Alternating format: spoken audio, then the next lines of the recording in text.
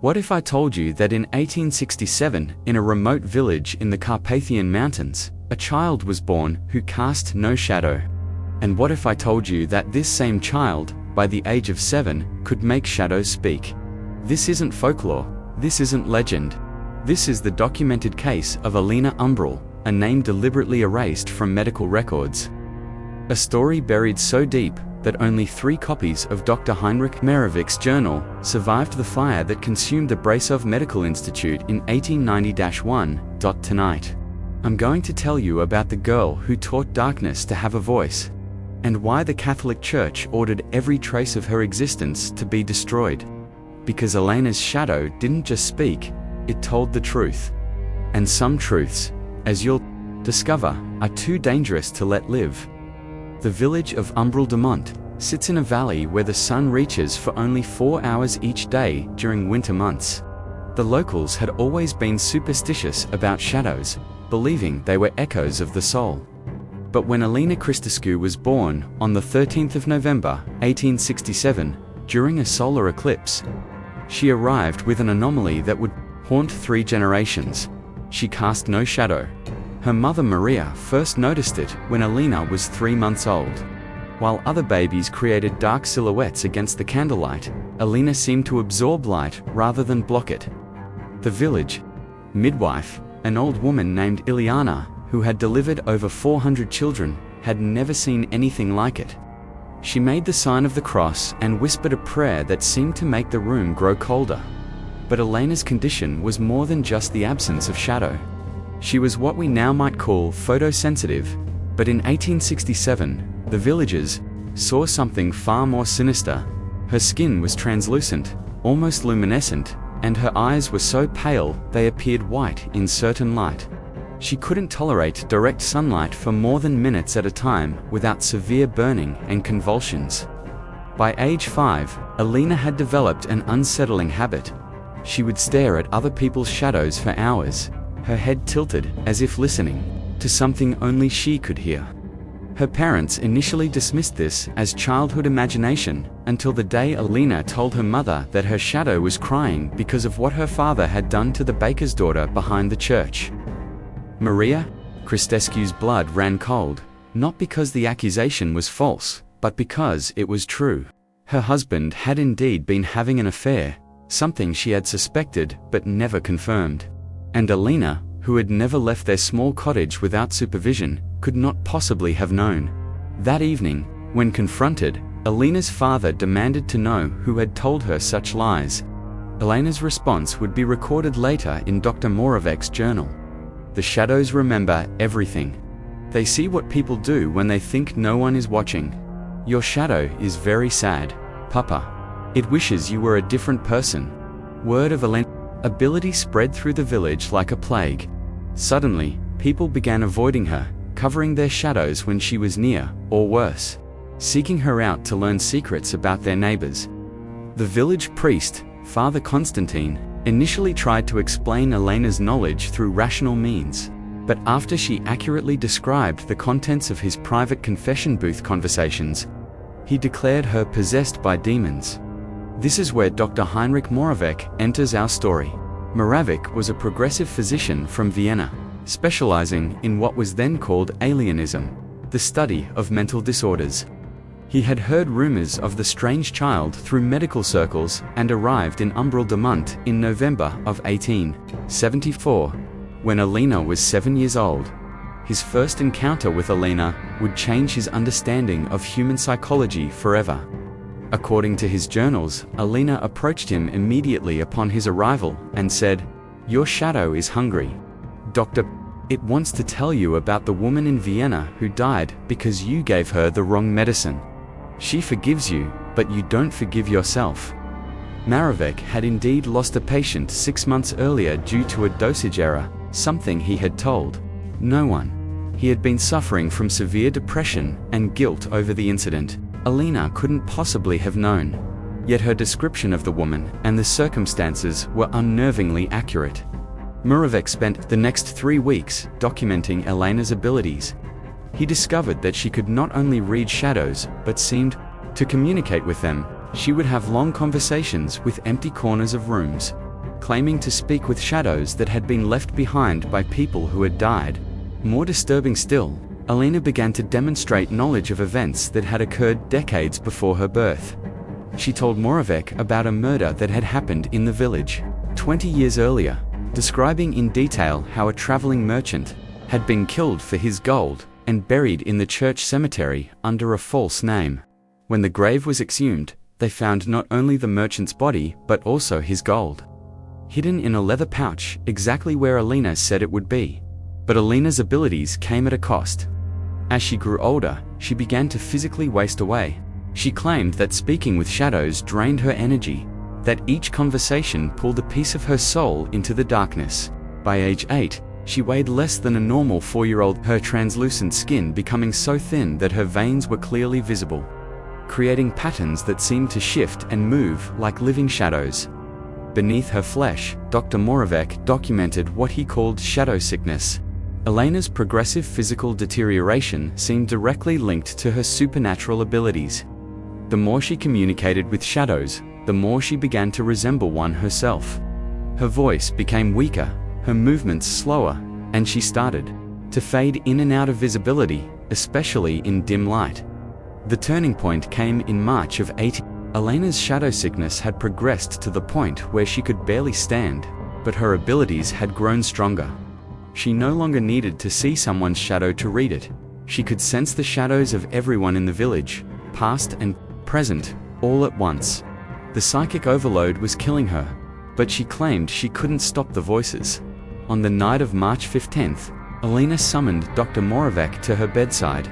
What she told him would be the reason his journals were later burned and his research banned by the church. Alina claimed that the shadows had revealed to her the location of something called the Umbriel Manuscript, a book written in the 13th century by a monk named Brother Matthias, who had discovered how to transfer human consciousness into shadows. According to Alina, Brother Matthias had been experimenting with ways to preserve the human soul after death. He had learned to trap dying souls in their shadows, creating what he called shadow repositories, places where the dead could continue to exist and communicate with the living.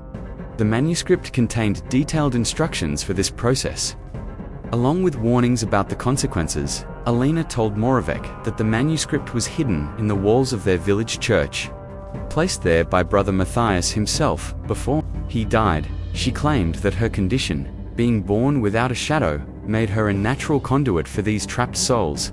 She wasn't reading shadows, she was communicating with the consciousness of dead people who had been stored within them. Was skeptical until Alina provided him with architectural details about hidden chambers in the church that proved accurate. When they excavated the areas Alina described, they found not only the manuscript, but also the preserved body of Brother Matthias, along with 13 other corpses arranged in a circle around an altar covered in symbols that matched those Alina had been unconsciously drawing in her sleep. The Umbriel manuscript was written in a mixture of Latin and an unknown script that seemed to move and shift when viewed directly. Alina could read it fluently, translating passages about soul transference, shadow binding, and most disturbing of all, consciousness harvesting. According to the text, Brother Matthias had been collecting dying souls for decades, storing them in shadows as part of an experiment to achieve immortality. But the manuscript revealed something even more terrifying. Brother Matthias hadn't died naturally. He had performed the shadow binding ritual on himself, transferring his consciousness into the collective shadow network he had created. He was still alive, existing as a distributed intelligence across hundreds of shadows, including those of everyone who had ever lived in Umbriel de Mont. Alina explained that Brother Matthias had been using her as an amplifier, drawing power from her natural abilities to expand his shadow network beyond the village. Every person whose shadow Alina had read became part of his collection. The knowledge she demonstrated wasn't from the dead, it was from Brother Matthias, who had been watching and recording everything through the shadows for over 6 years. The revelation explained Alina's physical deterioration. Brother Matthias was slowly draining her life force to strengthen his own shadow-based existence. But Alina had discovered something the monk hadn't anticipated: her unique condition. being born without a shadow, made her immune to his complete control. She could access the shadow network without being fully absorbed by it. Using this advantage, Alina began what she called the unraveling. Over the course of several weeks, she systematically released the trapped souls from their shadow prisons, allowing them to pass on naturally. Each release weakened Brother Matthias and strengthened Alina, but it also attracted his attention. According to Dr. Moravec's final entries, Brother Matthias began manifesting physically, appearing as a moving shadow that could interact with the physical world. He attacked Alina multiple times, each encounter leaving her more drained, but also more determined to complete the unraveling process. The final confrontation occurred on April 30th, 1875, exactly 613 years after Brother Matthias had first begun his shadow experiments. Alina, now barely alive, but possessing the accumulated knowledge of hundreds of freed souls, performed a ritual described in the manuscript's final pages, a complete severance of the shadow network. The ritual required the willing sacrifice of the conduit, Alina herself. By destroying her own connection to the shadows, she would collapse the entire network Brother Matthias had created. Dr. Moravec tried to stop her, but Alina had made her decision. In his final journal entry, Moravec described what he witnessed.